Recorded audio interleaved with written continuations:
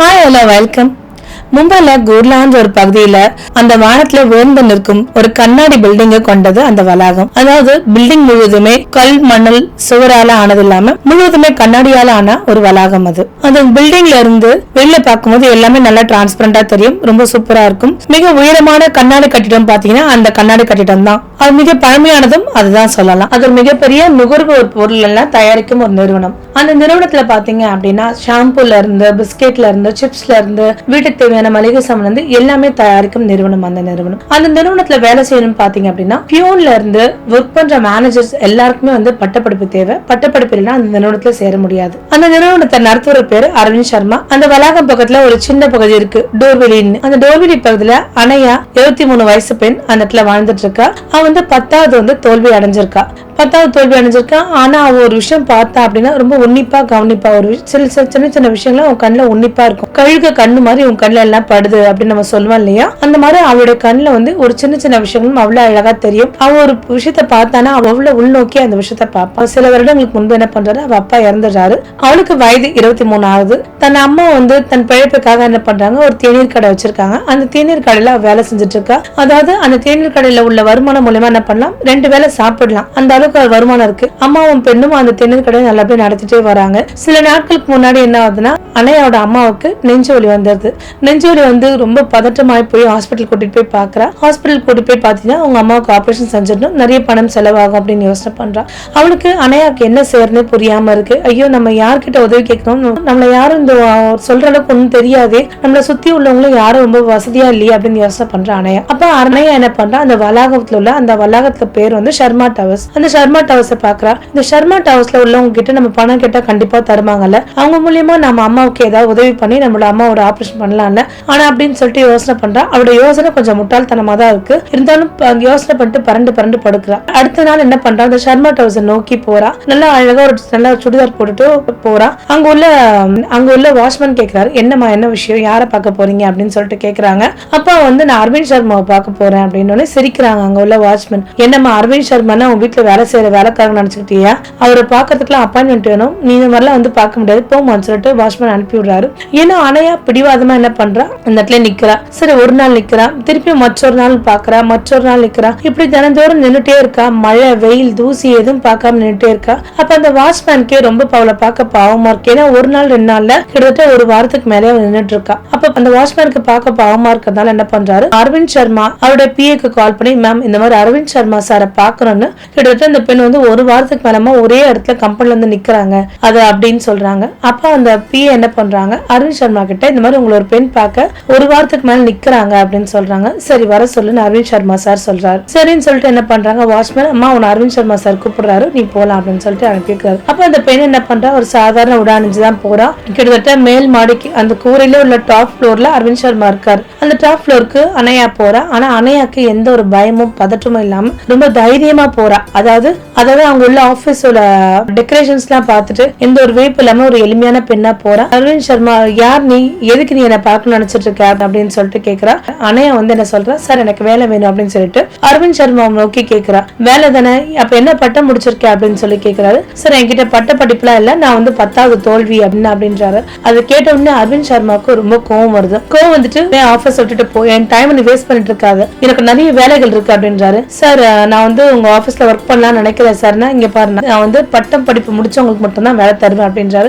சரிங்க சார், ஒரு விஷயம் சொல்றேன் அப்படின்னா, என்ன அப்படின்னா, உங்களோட பிசினஸ் இப்ப சரிஞ்சிருக்கு அப்படின்னு உங்களுக்கு என்னென்ன விஷயம் தெரியுமா அப்படின்னா, என்ன விஷயம் சொல்லு அப்படின்னா, உங்க பிசினஸ் உள்ள ஃபேக்டரியில டிரைவர்ஸ்க்கு பிஸ்கெட்ஸ் எல்லாம் திருடிட்டு போறாங்க, அதுல டீசல் இருக்கு, இல்ல வாட்ச்மேனுக்கு பியூனுக்கு எல்லாருக்கும் சம்மந்தம் இருக்கு, இதை பத்தி உங்களுக்கு தெரியுமா அப்படின்னு அரவிந்த் சர்மா ஒரு நிமிஷம் ஆச்சரியப்படுறாரு. அவர்கிட்ட ஆனா பெருசா அதை காமிச்சுக்காம அமைதியா என்ன சொல்லு அப்படின்றாரு. சார் எனக்கு 3 மாதம் எனக்கு டைம் கொடுங்க, உங்க பிசினஸ் வீழ்ச்சி அடைஞ்சிருக்கு, நான் நல்லபடியா அதை ஏத்தி காமிக்கிறேன் அப்படின்னு. இங்க பல டிகிரி முடிச்ச மேனேஜர் சர்வே பெருசா இங்க ஒன்னும் பண்ண முடியல, நீ 10வது தோல்வி, நீ என்னத்தை சாதிக்க போறேன்னா எனக்கு 3 மாசம் டைம் கொடுங்க அப்படின்னு சொல்றாரு. சரி 3 மாசம் டைம் தரேன் அப்படின்னு சொல்லிட்டு அவர் அரவிந்த் சர்மா டைம் தராரு. ஆனா உனக்கு கேபின் எல்லாம் தரமாட்டேன், உனக்கு கேபின் கம்ப்யூட்டர்ஸ் எல்லாம் தரமாட்டேன், நீ ஒரு அப்சர்வரா இருக்கலாம். அதாவது இந்த ஆபீஸ் எங்க வேணா போலாம், எங்க வேணா வரலாம், யார் கூட வேணா பேசலாம், யார் கூட வேணா நீ பழகலாம், உனக்கு அந்த உரிமையை கொடுக்குறேன். ஆனா நீ அப்சர்வர் மட்டும் தான், உனக்குன்னு பெருசா கேபின் எதுவும் கிடையாது, அதை ஞாபகம் வச்சுக்கோ அப்படின்றாரு. சரி சரிங்க சார் அப்படின்னு சொல்லிட்டு அவ என்ன பண்றா, முதல்ல போறா. அப்ப அவங்க யாருக்கும் தெரியாது, நிறுவனத்துல வியாபாரம் பெருசா போகல, வியாபாரம் நல்லா நடக்கல. ஆனா என்ன நடக்குதுன்னு ஒண்ணுமே புரியாம இருக்காரு. ஏன் இவ்வளவு சரிவு காணுது நம்மளோட தொழில் அப்படின்னு யோசனை பண்ணிட்டே இருக்காரு. அங்க உள்ள மேனேஜர்ஸ் எல்லாம் பாத்தீங்க அப்படின்னா தற்காலிக தீர்வு மட்டும் கொண்டு வருவாங்க. அதாவது இந்த மாசம் சேல்ஸ் ஆகல அப்படின்னா இந்த மாசத்துக்கான தீர்வு மட்டும் கொடுத்துட்டு போவாங்க. அவங்களோட மீட்டிங் முடிஞ்சிடும். அவன் என்ன பண்றா, அங்க உள்ள 4வது மாடிக்கு போறா. 4வது மாடியில பாத்தீங்க அப்படின்னா மேனேஜர்ஸ் எல்லாருமே ஒரு கோட் சூட் போட்டு நிறைய பேர் பேசிக்கிறாங்க, ஒண்ணுக்கு ஒண்ணு கை குடிக்கிறாங்க, ஒன்னா ஒரு கும்பலா உட்காந்து பேசுறாங்க, எல்லாம் செய்யறாங்க. இதெல்லாம் ஒரு ஓரமா நின்னுட்டு அணைய கவனிச்சிட்டு இருக்கா. அடுத்து என்ன பண்றா, அடித்தளத்துல போறா. அடித்தளத்துல தொழிற்சாலை இருக்கு. தொழிற்சாலைக்கு போறா. தொழிற்சாலைகள் பாத்தீங்க அப்படின்னா தொழிற்சாலையில் உள்ள தொழிலாளர்கிட்ட உட்கார்ந்து பேசுறா. அவங்களுக்கு இந்த தொழில எப்படி பிடிச்சிருக்கா, என்ன எப்படி செஞ்சிட்டு இருக்கீங்க எல்லாத்தையும் விசாரிக்கிறா. விசாரிக்கும் போது தொழிலாளர்கள் சொல்றாங்க, இந்த மிஷின்ஸ் எல்லாம் வாங்கி ரொம்ப நாள் ஆச்சு, ரொம்ப பழமையான மிஷின், வருஷம் எங்களோட ஓனர் இந்த மிஷின்ஸ் வாங்குறதுக்கு பட்ஜெட்ல ஒதுக்குறாங்க. ஏன்னா இங்க உள்ள மேனேஜர்ஸ் யாருமே இந்த மிஷின்ஸ் எதுவுமே வாங்க மாட்டாங்க அப்படின்னு சொல்லிட்டு இருக்காங்க. அது எல்லாமே உட்காந்து கேட்டுட்டு இருக்கா. கேட்டுட்டு மறுநாள் என்ன பண்றாங்க, இந்த பிசினஸ் வீழ்ச்சி அடைஞ்சிருக்கு, என்ன காரணம் யோசனை பண்ணிட்டே இருக்கா. இதுல நம்ம எப்படியாவது இந்த 3 மாத காலத்துக்குள்ள இந்த பிசினஸ் நம்ம எப்படியாவது நல்ல ஒரு வளர்ச்சி கொண்டு போகணும் அப்படின்னு நினைக்கிறா. கண்டிப்பா என்னால முடியும் அப்படின்னு ஒரு நம்பிக்கையில அவ யோசனை பண்ணிட்டே இருக்கா. யோசனை பண்ணிட்டே இருக்கும்போது என்ன பண்றா அப்படின்னா, அங்க உள்ள சின்ன சின்ன கடைகள், அந்த ஏரியா பக்கத்துல உள்ள சின்ன சின்ன கடைகள்லாம் போற. அந்த கடை உள்ள ராஜா பிஸ்கெட்ஸ் இருக்கா அப்படின்னு சொல்லிட்டு அந்த கடைக்காரங்க கிட்ட எல்லாம் கேக்குறாங்க. ராஜா பிஸ்கெட்டாமா, அது தரமும் நல்லால, விலையும் அதிகமா இருக்குமா அப்படின்னு சொல்றாங்க. அனையா பிஸ்கெட்னு ஒரு பிஸ்கெட் இருக்குமா, தரமும் நல்லா இருக்கு, விலையும் கம்மியா இருக்கு அப்படின்னு சொல்றாங்க. அவர் என்ன பண்றா, அந்த 2 பிஸ்கெட்டுமே வீட்டுல வாங்கிட்டு வந்து சாப்பிடுறா. வீட்டுல வந்து சாப்பிட்டுட்டு பாத்தீங்க அப்படின்னா அந்த பிஸ்கெட் காட்டிலும் இது கொஞ்சம் டேஸ்ட் வைஸ் கம்மியா தான் இருக்கு, விலையும் அதிகமா தான் இருக்கு அப்படின்னு நினைக்கிறா. சரி, மறுநாள் என்ன பண்றா, போர்ட் மீட்டிங் நடக்குது. போர்ட் மீட்டிங் நடக்கும்போது அவங்க உள்ள நிறைய மேனேஜர்ஸ் எல்லாருமே என்ன பண்றாங்க, அந்த மீட்டிங்க்கு வராங்க. இப்ப என்ன பண்றாங்க, யார் இந்த பெண் அப்படின்னு சொல்லிட்டு சொல்றாங்க. 10வது தான் படிச்சிருக்காங்க இவங்க, நான் ஒரு அப்சர்வரா ஜாயின் பண்ணிருக்காங்க அப்படின்றா. அப்ப அவங்க மேனேஜர்ஸ்லாம் பெரிய பொருட்டாவே நினைக்கல. இவ 10வது முடிச்சிருக்கா, இவ என்ன சாதிக்க போறா அப்படின்னு நினைச்சிட்டு இருக்காங்க. இவ அந்த ரூம்ல மற்றவங்க சொல்றது எல்லாமே கேட்டுட்டே இருக்கா. ஆனா இவ பேச வரும்போது எல்லாருமே சிரிச்சாங்க. அப்ப அரவிந்த் சர்மா, என்னோட அப்சர்வர், அவ பேசும்போது யாரும் இடையூறு கொடுக்காதீங்க, அவ என்ன சொல்ல வரான்னு பாருங்க அப்படின்றாரு. அப்ப அங்க உள்ள மேனேஜர்ஸ் 10வது தோல்வி அடைஞ்ச இவங்களுக்கு என்ன தெரிய போகுது அப்படின்னு சொல்றாரு. அப்ப அனையா சொல்றா, கண்டிப்பா நான் 10வது தோல்வி அடைஞ்சிருக்கேன், அது எந்த ஒரு மாற்று கருத்தும் இல்ல. ஆனா எனக்கு கண்கள் இருக்கு, பொய் எது உண்மை எதுவும் தெரிஞ்சுக்க முடியும். நிறைய பேர் இயந்திரம் வாங்குறோம் சொல்லிட்டு என்ன பண்றாங்க, அந்த மிஷின்ஸ் எல்லாம் வாங்காம அந்த பட்ஜெட்கான அமௌண்ட் மட்டும் எடுத்துக்கிறாங்க அப்படின்னு சொன்னா அந்த ஒர்க்கர்ஸ் எல்லாம் அமைதியாடுறாங்க. அது மட்டும் இல்லாம இங்க எவ்வளவு திருட்டு வேலை நடக்குது தெரியுமா அப்படின்னு சொல்றாங்க. எல்லாருமே அமைதியா அவ சொல்றது கேக்குறாங்க. எல்லாருமே கேக்குறாங்க. இது கொடுத்தோன்னே எல்லாருமே அமைதியா இருக்கிறாங்க. அப்ப அரவிந்த் சர்மாக்கு இங்க ஏதோ நடக்குது அப்படின்றது தெரிஞ்சுக்க முடியுது. மறுநாள் என்ன பண்றா, தன்னோட தொழிற்சாலைக்கு எல்லாம் என்ன பண்றா, கீழே போறா, பேஸ்மெண்ட்டுக்கு அங்க உள்ள இயந்திரத்துல என்ன பண்றா, சரி பார்க்க ஆரம்பிக்கிறா. ஒரு இயந்திரத்தை கழட்டி சர்வீஸ் பண்ணி ஒர்க் பண்ண ஆரம்பிச்சிருக்கா. அப்ப ஒர்க் பண்ண உடனே என்ன ஆகுதுன்னா ப்ரொடக்ஷன் அதிகமாக ஆரம்பிக்குது. அது மட்டும் என்ன பண்றா, அங்க உள்ள லாரி டிரைவர்ஸ்க்கு எல்லாருமே ஒரு காவலாளர் அமைக்கிறா. அதாவது லோட் எல்லாமே கரெக்டா போதா, கரெக்டான இடத்துல டெலிவரி ஆதா, இல்ல நடுவில் இடையூறுல ஏதாவது பிரச்சனை வருதான்னு போய் பாக்குறா. ஒரு காவலாளரையும் போட்டிருக்கா. அவங்க காவலாளர் போட்டது மட்டும் இல்லாம அவளும் தனிப்பட்ட முறையில அங்க உட்காந்துட்டு கவனிச்சிட்டு இருக்கா. அப்ப அந்த மாதிரி கவனிக்கும் போது என்ன பண்றாங்கன்னா, ஒரு 2 பேரை பிடிச்சிடுறாங்க. 2 பேரும் திருட்டுத்தனமா எல்லா திங்ஸ் எல்லாம் எடுத்துட்டு போறத பாக்குறாங்க, பிடிக்கிறாங்க. பிடிச்சோடனே அவ சொல்ற விஷயம் அரவிந்த் சர்மா காது வரைக்கும் கேட்டது. அரவிந்த் சர்மா காது வரைக்கும் கேட்டது என்ன பண்றாங்க, அரவிந்த் சர்மா அவங்க உள்ள மேனேஜர்ஸை டிஸ்மிஸ் பண்றாங்க. நிறைய பேர் தொழிலாளர்களுக்கு மறைமுகமா இவளுக்கு யாரும் சப்போர்ட் பண்ணக்கூடாது அப்படின்னு சொல்லிட்டு, இவளுக்கு யாராவது சப்போர்ட் பண்ணீங்கன்னா நீங்க யாரும் தொழில இருக்க மாட்டீங்க, நீங்க யாரும் நீண்டு இருக்க முடியாது, இவ சில காலம் தான் இந்த கம்பெனில வேலை செய்யறான்னு சொல்லிட்டு தொழிலாளர்களை நிறைய பேர் பயமுறுத்துறாங்க. அது மட்டும் இல்லாம இவளையே நேரடியாவே இவ்வளவு நிறைய பேர் பயமுறுத்த ஆரம்பிச்சாங்க. இந்த கம்பெனியை விட்டுட்டு போயிடணும், இந்த கம்பெனில இருந்தா உனக்கு லைஃப் பெரிய ரிஸ்க்ல முடியும் அப்படின்லாம் சொல்றாங்க. ஆனா தன்னோட காதுல எதையுமே பெருசா வாங்காம இந்த கம்பெனி எப்படி முன்னேற்றணும் எண்ணம் மட்டும் தான் அனையாக்கு இருக்கு. அனையாவை பார்த்து அரவிந்த் சர்மாக்கு போராமையே இருக்கு. இருந்தும் அவருக்கு தன்னோட ஈகோ தடுக்குது. அவர்கிட்ட நீ சொல்றதெல்லாம் கரெக்ட்னு சொல்லிக்கிறதுக்கு அவருடைய ஈகோ தடுக்குது. அப்புறம் அவர் அப்படியே யோசனை பண்ணிட்டே இருக்காரு. அப்ப மேனேஜர்ஸ் எல்லாம் திருப்பி மறுபடியும் போர்ட் மீட்டிங் நடக்குது.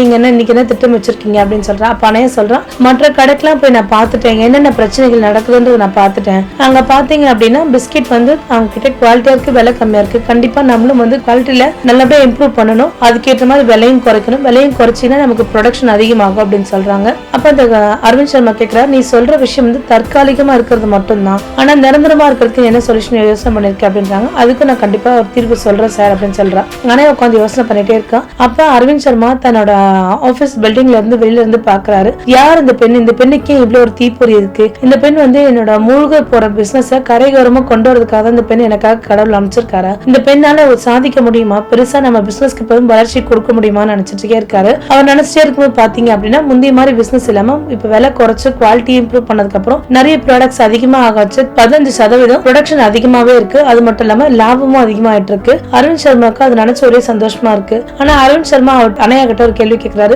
நிரந்தரமாகிறதுக்கு என்ன வழி அப்படின்னு சொல்லிட்டு அடுத்த டைம் கேட்கிறாரு. அதுக்கு அவர் சொல்றாரு, கண்டிப்பா சார், நிரந்தரமாகிறதுக்கு நான் ஒரு வழி சொல்றேன். இது என்ன அப்படின்னா, நம்ம வந்து இடைத்தரகர் வச்சிருக்கோம். ஒரு பொருள் போய் நம்ம ஃபேக்டரியில இருந்து தயாரிச்சு நடுவுல போய் கடைக்காரர் செய்யறதுக்கு இடைத்தரகர் வச்சிருக்கோம். இடைத்தரகர்னால என்ன ஆகுதுன்னா, அந்த பொருள் போய் அவங்க கைக்கு டெலிவரி ஆகிறதுக்கு குறிப்பிட்ட சமயத்துல போய் டெலிவரி ஆகாம நாட்கள் அதிகமா எடுக்குது. நாட்கள் அதிகமா எடுத்தோடனே என்ன பண்றாங்க, நம்மளோட போட்டியாளர் இருக்காங்களே அவங்களுக்கு ஒரு வாய்ப்பு அமைஞ்சிருது. அதனால என்னன்னா, அவங்க பொருள் ஆர்டர் பண்ண உடனே அவங்க கைக்கு சீக்கிரமா வர மாதிரி இடைத்தரகர் இல்லாம நம்மளே நேரடியா கடைக்காரர் செய்யறதுக்கு இது பண்ணலாம் சார் அப்படின்றாங்க. அப்ப இவங்களோட பிளான் நினைச்சு அரவிந்த் சர்மாக்கு ரொம்ப சந்தோஷமா இருக்கு. சரி, வேற என்ன ஐடியா வச்சிருக்கீங்க அப்படின்னு அனையா அப்படின்னா, ஆமா சார், இடைத்தரகர் இல்லாம நம்ம வந்து நம்ம கம்பெனிக்காக ஒரு ஆப் வந்து உருவாக்கிக்கலாம். இந்த ஆப் மூலமா என்ன பண்ணலாம் அப்படின்னா, நம்ம ஐட்டம்ஸ் எல்லாம் ஒரு சின்ன சின்ன ட்ரக் லாரி மூலமா நம்ம அவங்களுக்கு டெலிவரி கொடுக்கலாம். இதனால என்ன நமக்கு லாபம்னா, அந்த ட்ரக்ல டிரைவர்ஸ் எங்க இருக்காங்க, எந்த லொகேஷன்ல இருக்காங்க முதற்கொண்டு நம்ம ஜிபிஎஸ் மூலமா கண்காணிச்சுக்கலாம். அதாவது அவங்களுக்கு ரொம்ப நாள் எடுக்கிற டெலிவரி சீக்கிரமா டெலிவரி ஆகிறதுக்கு நம்ம ஒரு வழி வகுக்கலாம் சார் அப்படின்னு எல்லாருமே ஒரே சந்தோஷப்படுறாங்க. அரவிந்த் சர்மா ஒரு யோசனை பண்றாரு, நம்ம சாதாரண 10வது படிச்ச பெண் இவ போய் தரக்குறைவா நம்ம யோசனை பண்ணிட்டோமே. ஆனா பல பட்டப்படிப்பு வாங்கின யாருமே வந்து இதுக்கு வந்து நிரந்தரமான தீர்வு யாருமே கொடுக்கல. ஒவ்வொருத்தங்களுமே தற்காலிகமான தீர்வை மட்டும் கொடுத்து அந்த மாசத்துக்கான ப்ரொடக்ஷன் மட்டும் தான் இன்க்ரீஸ் பண்ண பார்த்தாங்க. அந்த மாசத்துக்கான வருவாய் வர மட்டும் தான் பார்த்தாங்க. ஆனா இவ வாழ்நாள் முழுதும் வர வருவாயும் வாழ்நாள் முழுதும் அந்த ப்ரொடக்ஷனை பத்தி யோசனை பண்ணி ஒரு அழகான ஒரு விஷயம் செஞ்சிருக்காளே. ஒரு 10வது தோல்வி அடைஞ்ச பெண்ணால இவ்வளவு அழகா யோசனை பண்ண முடியுமா? அப்ப அரவிந்த் சர்மா என்ன நினைக்கிறார், பட்டப்படிப்பு பெருசா எதுவும் சாதிக்கல, அது வெறும் காகிதம் மட்டுமே உணர்றாரு. நம்மளும் இவ்வளவு நல்லா படிச்சிருக்கும், நமக்குமே இந்த யோசனை தோணல. ஆனா ஒரு 10வது தோல்வி அடைஞ்ச பெண் தன்னோட திறமையால ஒரு ஆப் உருவாக்கி இது மூலமா நம்ம இவ்வளவு கட்டுப்படுத்தலாம், இதனால ப்ரொடக்ஷன் செய்யலாம், நம்மளோட ப்ராடக்ட்டை சீக்கிரமா டெலிவரி பண்ணலாம், இவ்வளவு அழகா யோசனை பண்ணிருக்காங்களே அப்படின்னு சொல்லிட்டு அவங்கள பாராட்டுறாரு. பாராட்டுறது மட்டும் இல்லாம என்ன பண்றாரு அப்படின்னா, அனையாவோட அம்மாவோட ஆபரேஷன் செலவு முழுமே கம்பெனியே ஏத்திக்குது. அனையாவோட அம்மா ரொம்ப சந்தோஷப்படுறாங்க. அனையா சொல்ற அம்மா கிட்ட, அம்மா நமக்கு ஒரு விஷயம் செய்யணும்னு தோணுச்சுன்னா நமக்கு மிகப்பெரிய விஷயம் என்ன தேவைன்னா தைரியமா. நம்ம தைரியம் இருந்தா எதையுமே சாதிச்சிடலாம். நான் அன்னைக்கு பிடிவாதமா வந்து அரவிந்த் சர்மாவை பார்க்கணும்னு ஒரு பிடிவாதம் தைரியம் இருந்ததால்தான் இன்னைக்கு என் வாழ்க்கையை எவ்வளவு சாதிக்க முடிஞ்சுன்னு சொல்லிட்டு தன் அம்மாட்ட சொல்றா. தன் அம்மா அவளை நினைச்சு ரொம்ப சந்தோஷப்படுறாரு. அது மட்டும் இல்லாம அனையாவை தன்னோட கம்பெனி அட்வைசராக ஒரு ப்ரமோஷன் கொடுக்கறாரு. ப்ரமோஷன் கொடுத்து இங்க உள்ள எல்லாரையும் கூப்பிடுறாரு, மேனேஜர்ஸ் எல்லா மேனேஜர்ஸும் கூப்பிடுறாரு. இங்க உள்ள ஒண்ணுங்களுக்கு மட்டும் பட்டப்படிப்பு படிச்சிருந்தா மட்டும்தான் வேலை நான் சொல்லியிருந்தேன் ஒரு காலகட்டத்துல. ஆனா அனையா வந்து என்னோட 3வது கண்ணை திறந்திருக்காங்க. பட்டப்படிப்பு மட்டும் பெருசா எதையும் சாதிச்சிட முடியாது, நல்ல திறனும் நல்ல அறிவும் இருக்கணும் அப்படின்றத எனக்கு அனையா எனக்கு சொல்லி கொடுத்திருக்காங்க. அதனால இனி வரும் காலங்கள்ல பட்டப்படிப்பு மட்டும் வச்சு நான் வேலை தரப்படக்கூடாது, படிக்காதவங்க எல்லாருக்குமே என் கம்பெனில வேலை இருக்கு அப்படின்னு சொல்றாரு. அதை நினைச்சு எல்லாருமே சந்தோஷப்படுறாங்க, எல்லாருமே கைத்தட்டி அதை வரவேற்கிறாங்க. அதாவது இங்க படிப்பு இருக்கோ இல்லையோ, ஒரு நல்ல திறன் இருந்தா யாரா இருந்தாலும் எந்த இடமா இருந்தாலும் கண்டிப்பா அவங்களால ஷைன் ஆக முடியும். இதை வந்து அனையா வந்து நமக்கு நிரூபிச்சு காமிச்சிருக்காங்க. மீண்டும் ஒரு நல்ல வீடியோவில் சந்திக்கிறேன். நன்றி, வணக்கம்.